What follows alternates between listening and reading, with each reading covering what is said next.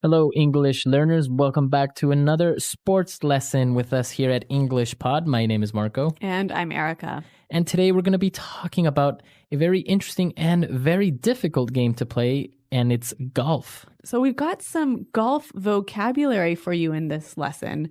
And I think we better actually look at a few vocabulary words in vocabulary preview before we start with the dialogue. Vocabulary preview. On vocabulary preview today, we have 3 words, and the first one is aficionado. Aficionado. An aficionado. A golf aficionado.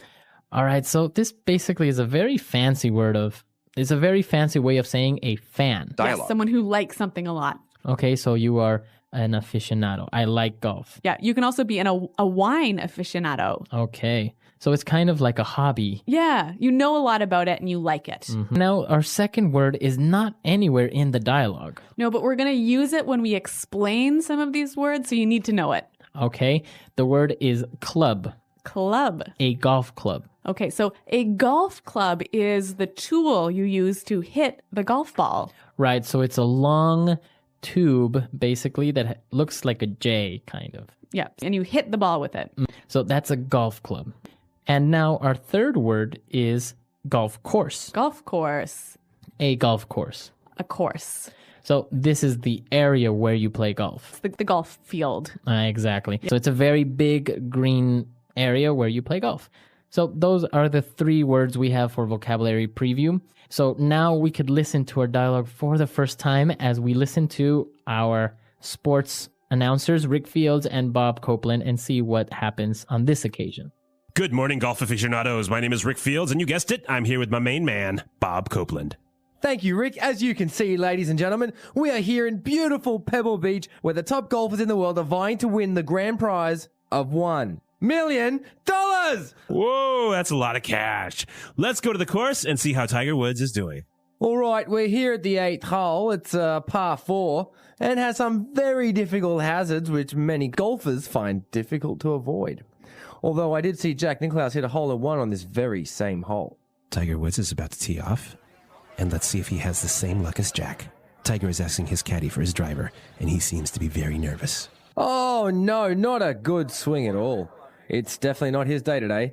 On the 7th hole, he got a bogey, and before that, he barely made par. He will definitely not get a birdie on this shot. It seems that his ball has flown somewhere deep into the trees. He's having a hard time finding it, and even his caddy has climbed a tree to try and spot it. Oh no, a bear! Run, Tiger, run! Somebody call animal control! So a pretty exciting ending to that dialogue there. A bear on the golf course. Yeah, I wonder if Tiger's okay. I sure hope so, because it would be a huge loss to the world of golf. Right, so we did learn a lot about golf because they use some very specific and technical words for golf. So let's look at these now in language takeaway. Language takeaway. All right, so the announcers were talking about the game, and they're talking about the course, and they're here on the 8th hole, and they said that last time Jack Nicklaus hit a hole-in-one. Hole-in-one. A hole-in-one. Okay, a hole-in-one. So this is when you hit the ball once and the ball goes in the hole. Exactly. So it's something very difficult to do. Yes. Right? A hole-in-one. I've certainly never made one. Okay. Sometimes it's also called an ace. So it can be a hole-in-one or called an ace. Ah, okay. Now, for our second word, once we get to the hole, to the 9th hole or the 10th hole, we have to tee off. To tee off. Tee off. So when you tee off, you begin playing. Right. So it's the very first instance where you put the little ball on the tee. Mm-hmm. And you hit the ball for the first time. Exactly. So to tee off. Now another golf vocabulary. They were talking about a caddy. Right, a caddy. Now a caddy is a person. Yes, it's the person who carries your golf clubs. Exactly. So he carries your bag, your golf clubs, and basically helps you while you're playing golf. Yeah, he tells you which way you should hit the ball and maybe, gives you a nice cold drink and looks after you. Very good. So that's a caddy. Mm-hmm. And now the caddy, since he has to carry all the golf clubs, Tiger Woods asked him for his driver. A driver? driver. A driver. Now, a driver is a type of golf club. Right. It's not a person. It's a type of golf club, and it's a very big and heavy golf club that is used to tee off. So it's used to hit the ball a very long way. Yes, that is called the driver. Okay, and the next thing they were talking about were some different types of scores that you could get on a hole. And the first one they mentioned was par. Okay, you can make par. Okay, or the par of the course can be 4. Okay, very good. So basically, the par is the maximum number of swings or strokes you can make before putting the ball into the hole. Right, so it's like Right, so when the hole is par 4, you should only hit the ball 4 times. 4 times or less. Yeah. Very good. Now, if you don't make par, there are some options. You can make a bogey. All right, a bogey. Vocabulary preview. Now, sometimes the golf course is very difficult. Yeah. Instead of putting the ball in the hole, let's say in 4 turns, Yeah. you do it in 5 Okay, so it's 1, over par. so that's bad. Yeah, that's bad because Yeah. you get a point. So it's kind of strange because in golf, the more points you have, that is a bogey.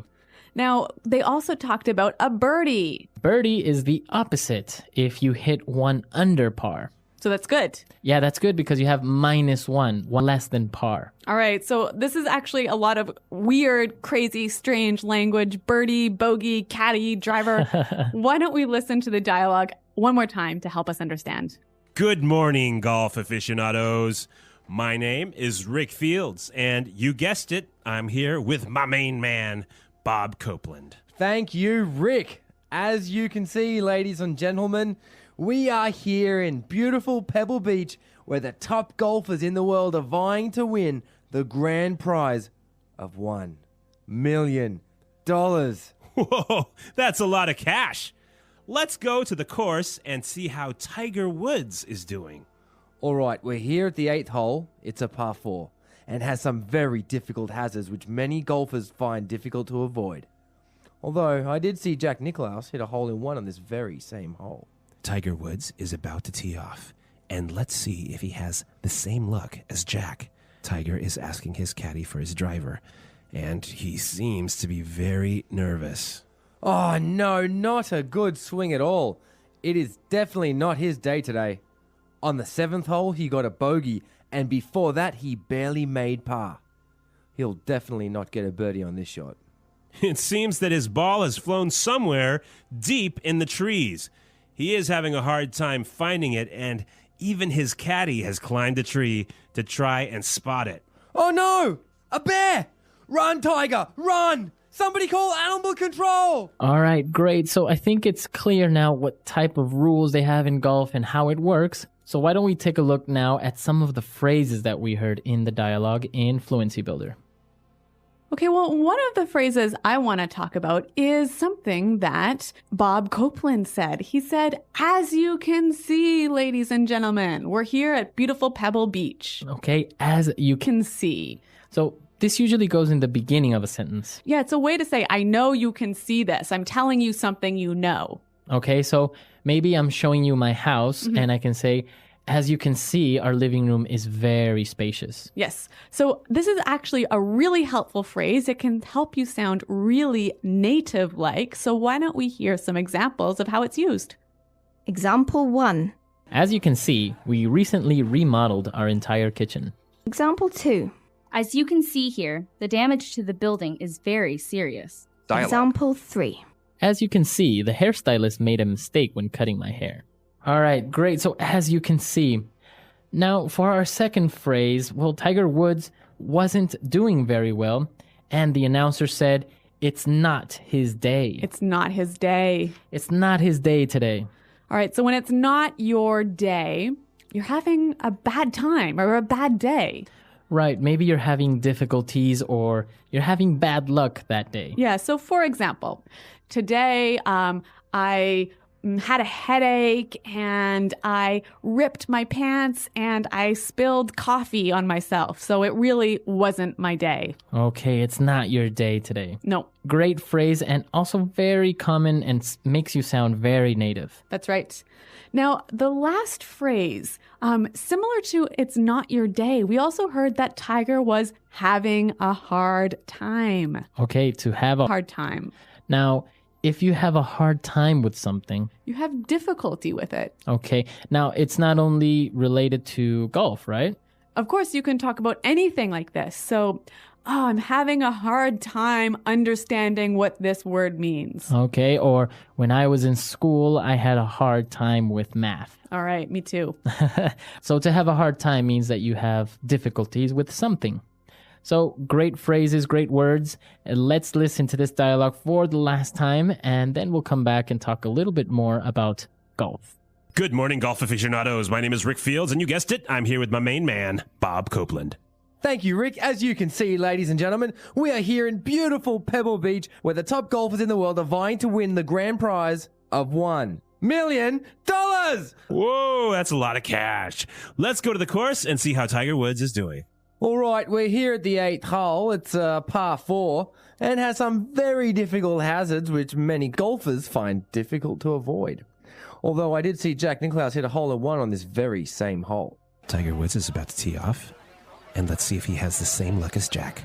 Other Tiger is example. asking his caddy for his driver, and he seems to be very nervous. Oh no, not a good swing at all. It's definitely not his day today. On the 7th hole, he got a bogey, and before that, he barely made par. He will definitely not get a birdie on this shot. It seems that his ball has flown somewhere deep into the trees. He's having a hard time finding it, and even his caddy has climbed a tree to try and spot it. Oh no, a bear! Run, Tiger, run! Somebody call animal control! All right, so Marco, I know that in the Western business world, golf is actually super important for your career, isn't it? Well, many times, when you see in movies or the stereotype is that business is done on a golf course. And yeah, it is true. Many times, people will invite you out to a golf course and you'll be playing a game and, talking business and relaxing at the same time. So maybe you negotiate a deal out on the golf course. Exactly. And of course, if you lose, it's a good thing because then the deal will pull through. Okay. Well, actually, I know that it is so important for people who are wanting to do well in business. And many people who don't speak English as their first language take golf English lessons. Right. So not only golf lessons, like Yep. how to play golf, but also in English. How to talk about golf, how to, talk to other people and make deals while you're on the golf course. Yeah, because like in many other sports, golf has also its slang and its Yep. terms and stuff. So yeah, it's very interesting and it's one of those cultural things. That's right. So if you have any questions or comments about today's lesson, why don't you visit our website at englishpod.com. Right. We're always there to answer any questions or doubts you might have. And until next time, we'll see you there. Goodbye. Bye.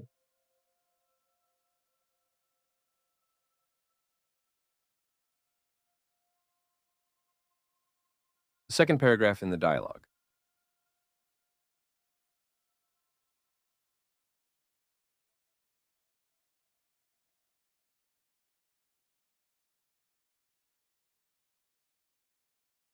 Welcome to another deep dive with us.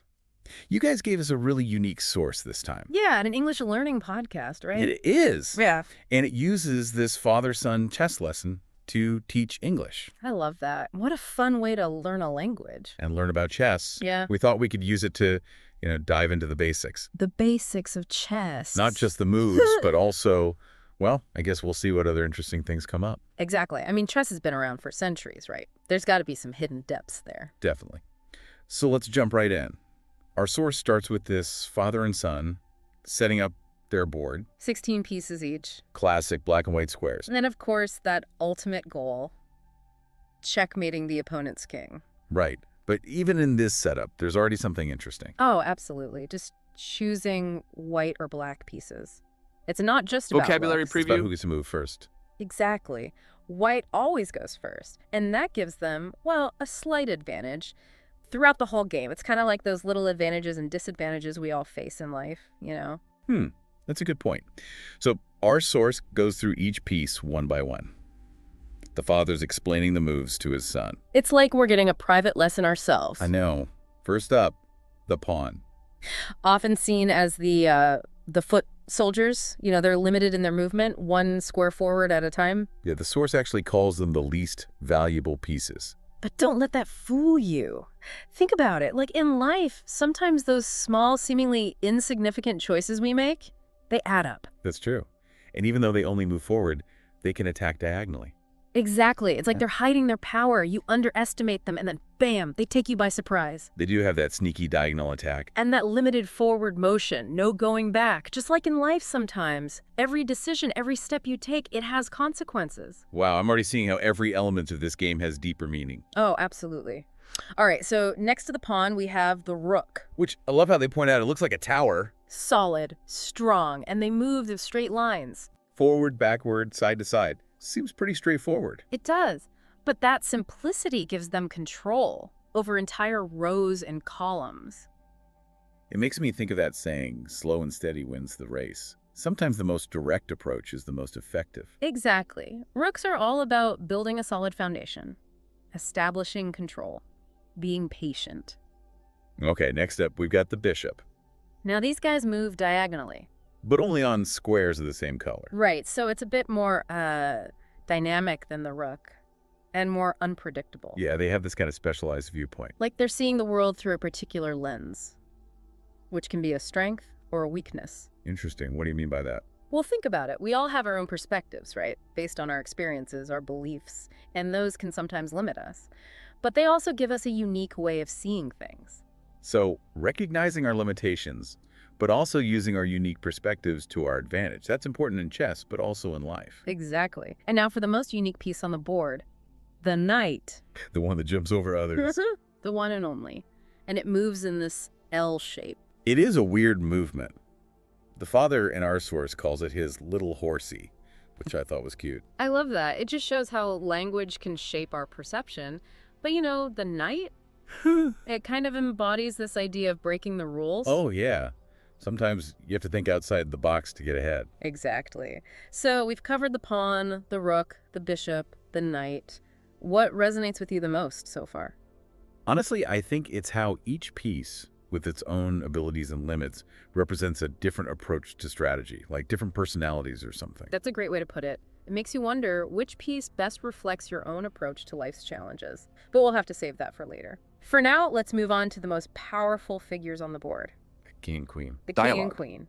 Our source really plays up this contrast between them. Especially in terms of power, right? Exactly. The father makes it clear that the queen, she's the powerhouse. She can move anywhere. He actually says, and I quote, "The queen is really the killer because she can do anything she wants."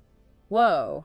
That's a pretty strong statement. It is. Makes you think, especially considering, the history of chess and how the queen's role has changed over time. Oh, for sure. I mean, think about it. In earlier versions of chess, her moves were way more limited. Really? So how did she become so powerful? It's actually kind of interesting. It happened around the 15th century, when powerful queens were emerging in Europe. Like real-life queens. Yeah, exactly. Figures like Isabella of Castile, Elizabeth of York, they were making waves, and it seems like chess kind of reflected that shift in power dynamics. So the game actually mirrors real-world changes in society. It seems that way.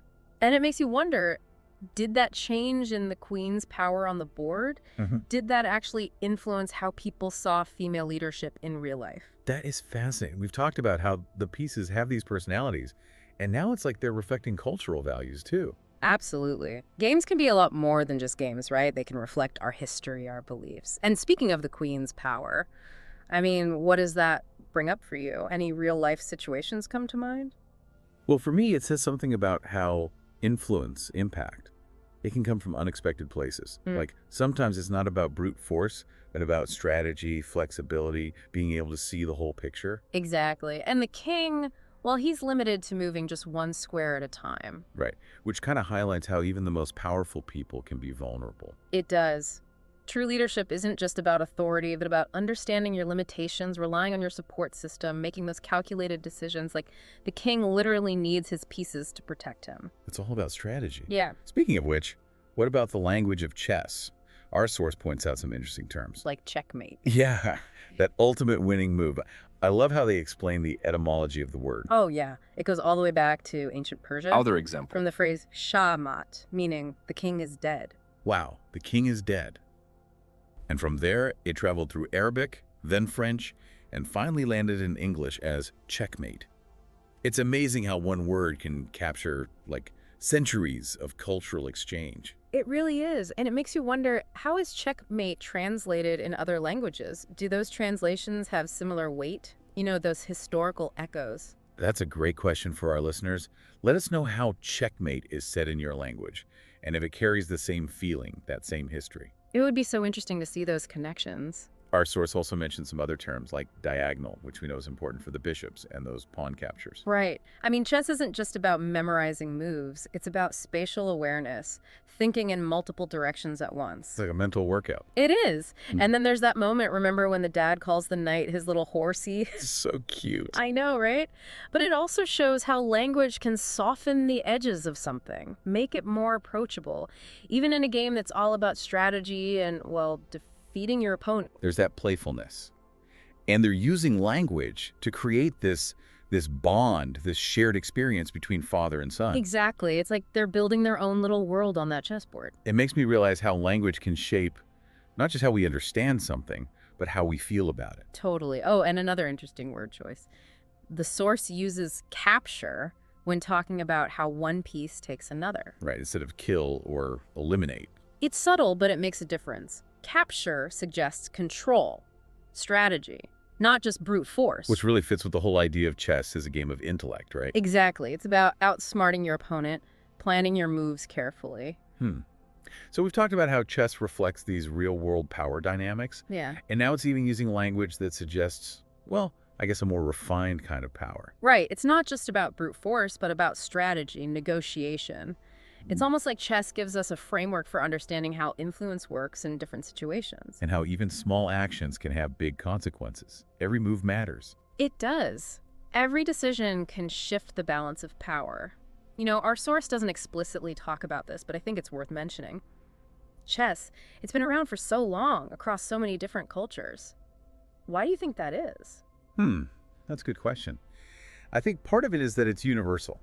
The rules are simple enough for anyone to learn, but then the strategy, it's so complex. Definitely. And it's a game that can be played by anyone, regardless of age, language, background. Right. And it teaches you these valuable skills: patience, focus, strategic thinking, things that are useful no matter who you are or where you're from. It's like this shared language, in a way, and it brings people together. Even if you're competing against each other, there's this sense of connection, this mutual respect. That makes sense. So going back to that word checkmate and its origins. From shamat, the king is dead. Yeah. The source mentions how its meaning has shifted a bit over Vocabulary time. preview. Like from the king being captured to implying this total final defeat. It's interesting, right, how language evolves, how words take on new layers of meaning. It's like this linguistic journey. And the source even encourages listeners to think about how checkmate is translated in their own languages and if it has those same nuances. What a great way to get people thinking about the connections between language, culture, and, well, even a game like chess. It is. It's reminding me how even when we're focusing on a specific source, there are always these other paths to explore, these other perspectives to consider. Learning never really ends, right? Exactly. You know, the father in our source, he mentions how the game ends when someone says checkmate, but he also uses the word check earlier on. Is there a difference? Oh, yeah, there's a big difference. Check just means the king is under attack, but there's still a chance to get out of it. So it's like a warning. Right, like danger is coming, but you're not doomed yet. Checkmate, on the other hand, that's it. There's no escape. So check is a threat, and checkmate is the final blow. Exactly. And those two words, they really capture the drama of chess. The constant tension, the back and forth. Even when you're in check, there's still hope. Maybe you can make a brilliant move, turn things around. That's what makes it so exciting. Every move counts. Every decision can change the whole game. And you know, even though our source keeps things pretty basic, you can already see these deeper layers of strategy and psychology at play. It's amazing, right, how we started with this simple father-son chess lesson. And now we're talking about language, culture, history, power dynamics. All because of a game. Yeah. I want to go back to something you said earlier about how each chess piece is like a different approach to strategy. Oh, yeah. The pawn, the rook, the bishop, the knight. Each one has its own personality, its own strengths and weaknesses. And they're like metaphors, right, for how we approach challenges in life. Exactly. Like the pawn teaches us about perseverance, just taking things one step at a time, but always moving forward. And the rook is all about planning, building a solid foundation. Right. And the knight, well, he's the one who reminds us to be creative, to take risks, think outside the box. So if I'm facing a tough situation, maybe I should ask myself, what would a knight do? Exactly. Or think about it like this. What kind of chessboard am I playing on right now? Because once you understand the rules, the different pieces, your opponent's strategy, that's when you can really start to make smart moves. That's a great way to think about it. So we've covered a lot of ground today, from learning how the pieces move to understanding the deeper meaning behind the game. And we owe it all to that English Learning podcast. Who knew a father teaching his son chess could be so insightful? It just shows you there's depth and complexity everywhere, even in the simplest things. Before we wrap up, let's recap some of the key takeaways for our listeners. So we started by learning how each piece moves, and we saw how each one has its own unique personality, you could say. Then we talked about the etymology of chess terms, like checkmate. Which was fascinating, by the way. It was. Traveling all the way back to ancient Persia, tracing that word's journey through different languages and cultures. And we even connected chess to real life, talking about power dynamics, decision-making, strategy. Right. Because those principles, they apply everywhere, whether you're on a chessboard or, navigating the ups and downs of life. Exactly. It's like that father in our source material. He's not just teaching his son how to play chess. He's giving him a set of tools, a way of thinking that he can use in all aspects of his life. And that's what we hope we've done for you today, giving you a new perspective, a new way of seeing things. So the next time you see a chessboard, remember, it's more than just a game. It's a reflection of history, culture, strategy. And it might even inspire you to make some bold moves in your own life. Thanks for joining us for another deep dive. Your move.